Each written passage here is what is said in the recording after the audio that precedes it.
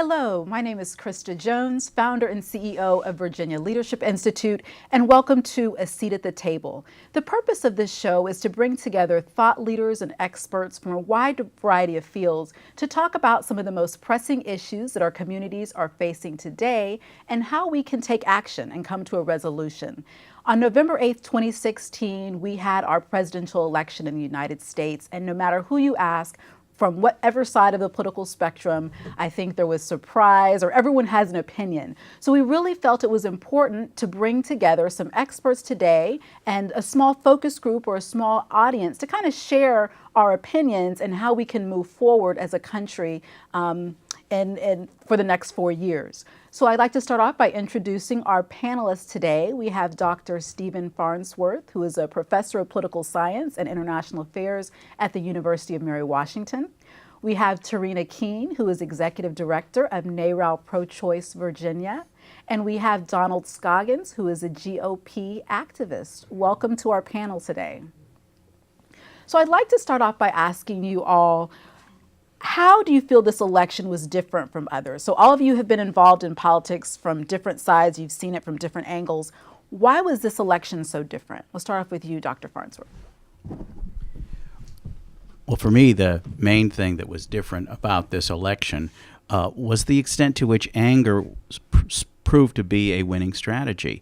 Normally, when you look at presidential elections, you see optimism. You see an upbeat vision for how America is and how it can be better if the candidate that you are representing prevails. Now, what's different about this election is that the anger seemed to be the advantage in this cycle. And I think part of that had to do with the excitement that Bernie voters generated within the Democratic Party, but also I think it had a lot to do with who Donald Trump really was. I think that Donald Trump had an extraordinary ability to present himself as the voice of people struggling in America, even though he is far from what one would consider to be a natural voice for people struggling in America. Thank you, Krista, for inviting me tonight. I was beyond shocked by the amount of sexism and misogyny, racism, xenophobia, the attacks on people who are different from Donald Trump. I was it was shocking to me on a daily basis. It was hurtful to me, so I can only imagine what other people were going through who are, found themselves on the other side of attacks. I couldn't believe it. I actually.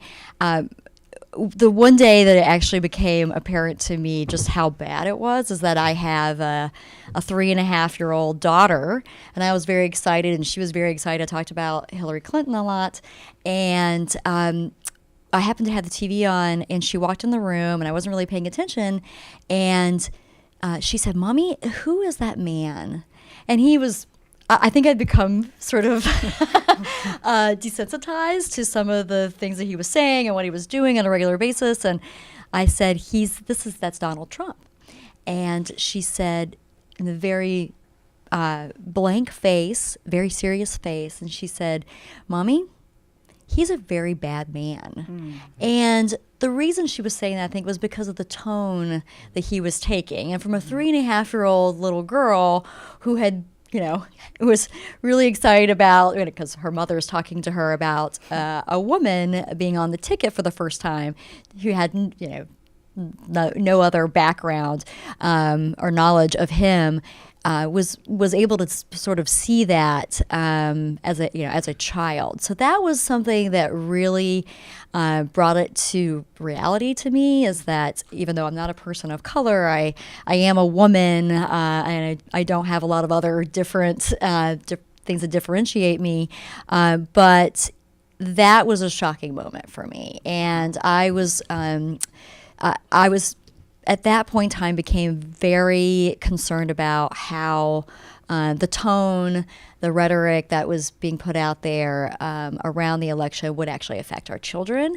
And I don't think I've ever thought of that in terms of an election. I obviously have different opinions from other candidates, but I don't think that I ever have felt this way about a particular election, especially in how it would affect my family personally. So I can only imagine what others are feeling or felt during that time too.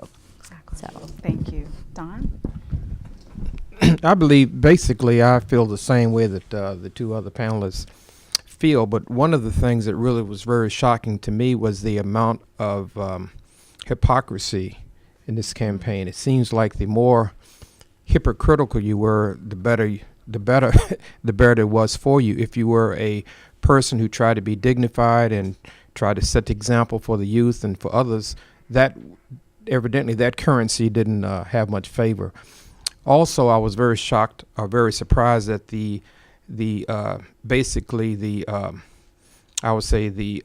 commandeering of the Republican Party by someone who, when you look at the other candidates, he was probably the least person you would probably have wanted to win the nomination, and he was the one that actually won the nomination. And I was also fearful of the fact that since I am a person of color and I've been involved with the GOP for many years, I was fearful of what a Trump candidacy would do to the Republican Party in terms of broadening it, because even though we have many Democrats, I still think that people of color should be appropriately represented in the Republican Party, and that's going to make the task much more difficult now.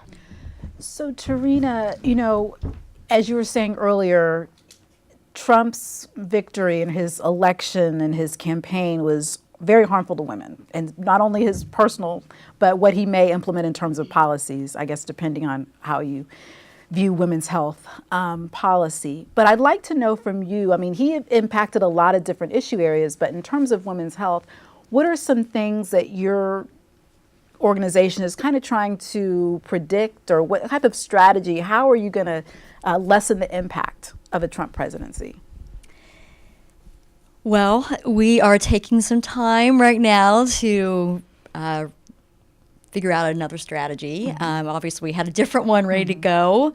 I would say the vast majority of the reproductive rights and justice movement, basically, we were ready for a Hillary Clinton presidency and had a lot of big plans about how we were going to not only protect but advance those rights, and making sure that healthcare access was available to everyone, not just a few. But in light of what we have now, I think that it's interesting. I wanted to go back and talk about the actual election, is that this issue didn't come up that much, which is kind of shocking because of the last few election cycles. It has been front and center, and it didn't really come up until the third debate, if you remember. But so Donald Trump didn't really run on this issue, and people didn't actually vote on reproductive rights. Although I think usually if that is an issue that is out front, a lot of people will make that an issue that they vote on. But since he has been elected, we've seen some of the cabinet appointments and what he's been talking about in terms of Supreme Court justices. I mean, this is a really scary time for us. We believe that Roe v. Wade is settled law, although Donald Trump has said time and time again that he will actually make that a litmus test in terms of who he's going to appoint to the Supreme Court. He has also said, oh, well, we're going to overturn Roe, we're going to defund Planned Parenthood, we're going to send all this conversation back to the states and let the states decide. Well, that doesn't work out when you're talking about constitutional rights, because if you leave it to the states, that means that women will be denied their constitutional rights based on where they live. And we can't have that. And that applies to so many issues that are being challenged right now: voting rights, immigration rights. I mean, these are things that we believe actually should be settled at the federal level, but have been, but to go back and challenge those is definitely concerning. Hello, my name is Patrick Wilborn. I am currently a student at the Graduate School of Political Management. I'm getting my master's in political management, and my hope is to use the skills I'm learning at that school to help Black people who want to run for office actually attain the office that they're seeking. And so that's why I'm here today. I want to learn from what the panel has to say and what their thoughts are on this current election. So thank you. Thank you. Good afternoon. Thank you for allowing me to be in this space. My name is Rose Chantal Porter, and I am a grant writer as well as a youth development worker and nonprofit development worker. I am here today to be part of the conversation, to hear other ideas or thoughts on the election, as I have my own. Okay. Thank you very much.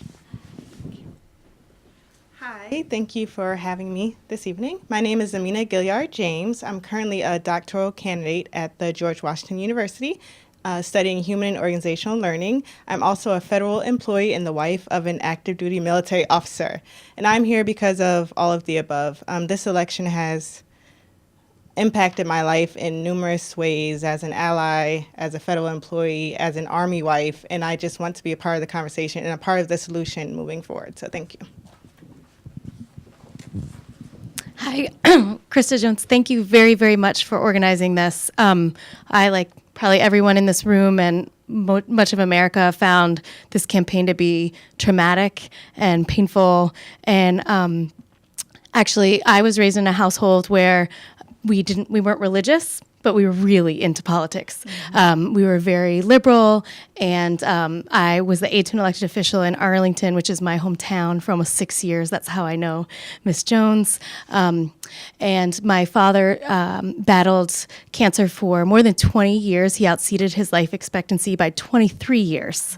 But he ended that fight a week after the election, and he stayed alive to vote. It was very important to him. So I think those two combined factors, I am struggling with shock and disbelief and some trauma and PTSD because, you know, my dad had many he graduated from hospice in 2015. He lived in the hospital for all of January, and you don't leave hospice, you die. Mm-hmm. Except my dad kept saying, I don't feel like I'm dying. And we're like, you're 108 pounds and you're on morphine. But he was right. But it was time. He was done. He saw the future, and it was a dystopian situation. I testified in front of the Virginia State Senate in 2005 on behalf of women's rights to see the way that he refers to women and minorities and every group of individuals. And the fact that it's one of those things, you see good versus evil, and good didn't win. And I felt Hillary wasn't just, to me, the lesser of two evils. She was my candidate. She was my candidate all along, and I believe so strongly in her. I went and registered voters, and I phone banked, and I brought my 3-year-old to knock on doors, and that is not easy. So I'm not going to sit down and roll over. I just cannot accept it. Thank you. Sorry, that's not short. Thank you. I'm Harry Wiggins. I'm the chair of the Prince William County Democratic Committee. I think most of you know Prince William County is a majority-minority county, 22% Latino, 21% African Americans, 10% Asians. The vote in Prince William for this election, Hillary won Prince William by 42,000 votes, won by 21 points over Donald Trump. And there are some good coming out of this election in Prince William. For the first time, there's a coalition of Latino leadership, Muslim leadership, and African American leadership who've gotten together, and they've gotten together out of fear of what to expect from Donald Trump. His appointments are either generals or COs. I'm a retired Army. I don't like generals running the Defense Department. Everything that I believe in points to a better future for us when Donald Trump's gone. You know, I want to get back to what you said. I mean, this is, maybe I'm being a little bit too solicitous here, but I think that this is where people who have sound minds should rise up. And I like when you said that you are beyond being the indignation that you have about what's going on. I agree with you too, but I think that unfortunately, the only way you can really express that is at the ballot box in many cases. I mean, I feel the same way, but I'm constitutionally, and maybe my my nature doesn't allow me to maybe lead a demonstration or either to say some uncouth type thing. Sometimes when I'm asleep at night, I say, "Oh, I wish I could say this and say that," but then when I wake up, I can't. I just can't do it.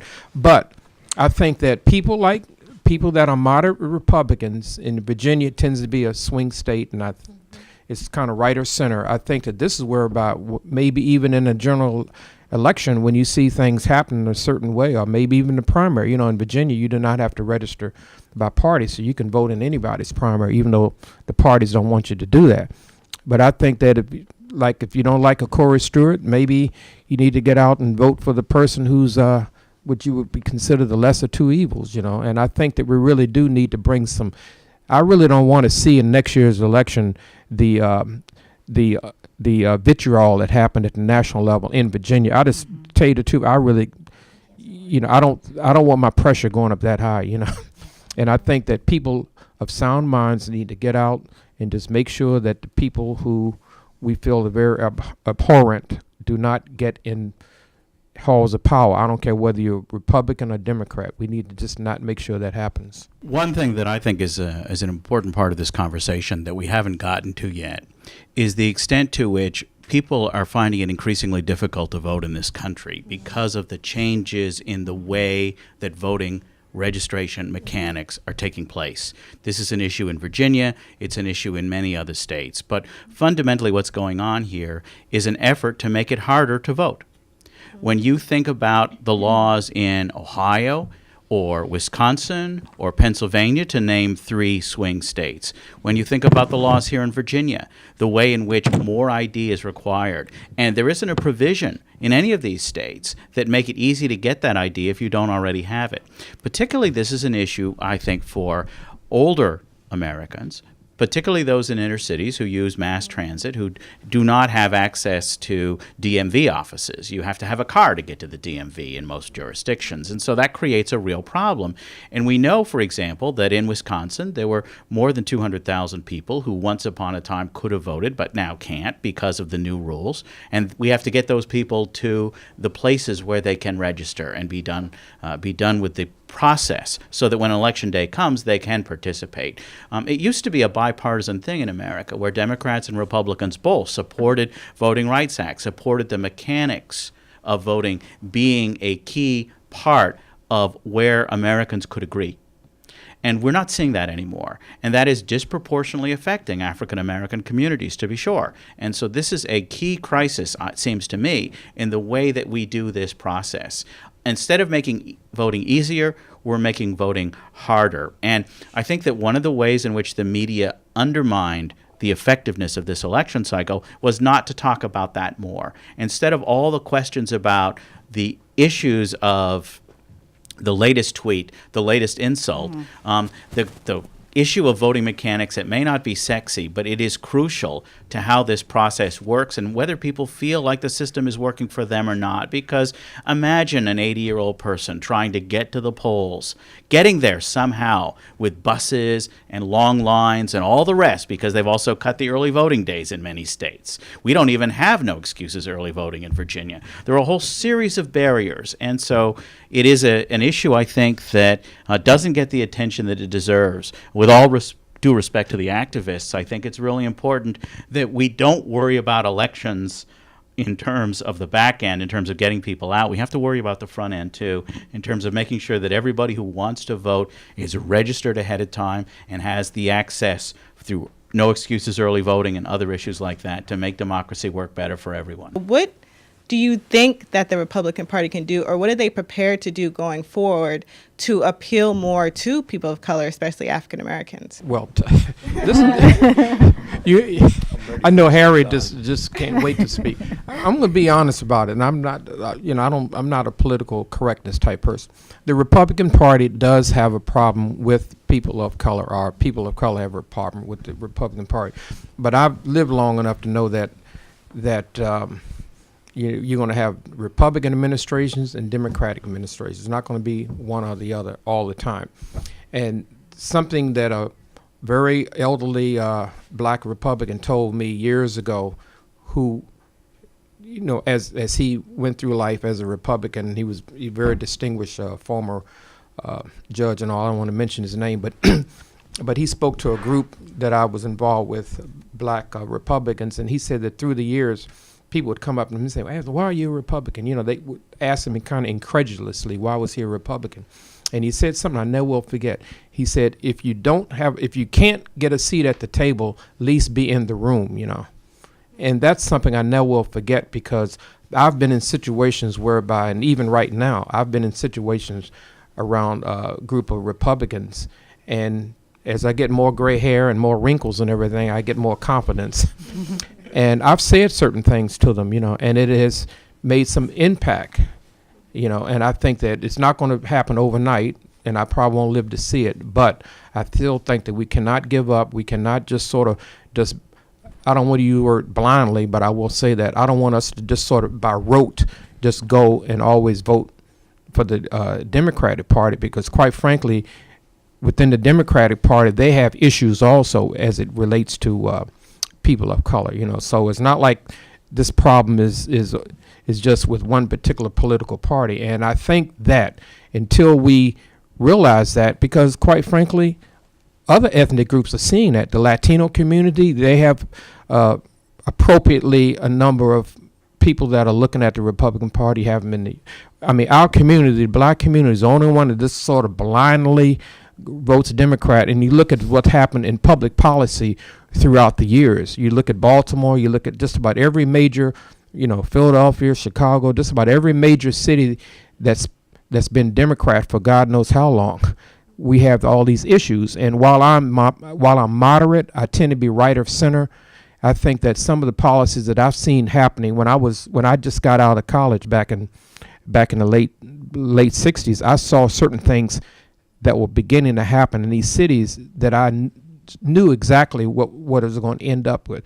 The Democratic Party, to attract black vote, unfortunately, they sort of, unaccountability, they put out too much. I'm not saying people don't need help, but they have been enabler of much of the social ills that has affected the black community. It's just like a parent and everything. You can't give people too much, and then expect them to be independent. And another thing is about the unions.